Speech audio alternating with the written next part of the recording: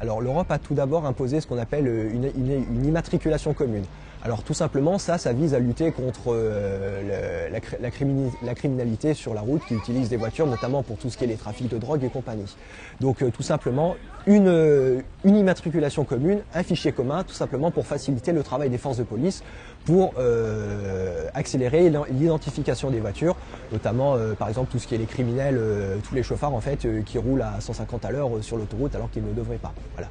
Donc ça c'est une première possibilité.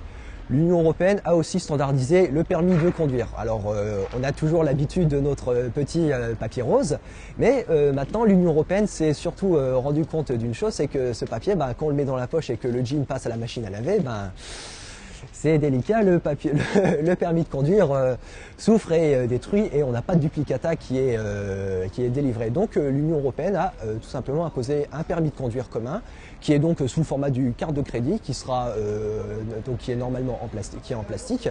Et donc là aussi ça aide tout simplement le travail des forces de l'ordre pour tout ce qui est le contrôle des véhicules.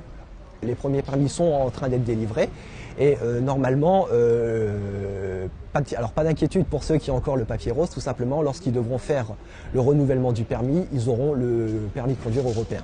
Voilà. Certains États se sont mis d'accord pour le fait que les amendes puissent être transférées, donc notamment tout ce qui est France, Allemagne, Angleterre, Espagne, Portugal, on a aussi l'Italie, voilà. Il y a certains États qui ont commencé à mettre en place ces systèmes, mais c'est de leur côté, c'est pas dans le cadre de l'Union européenne.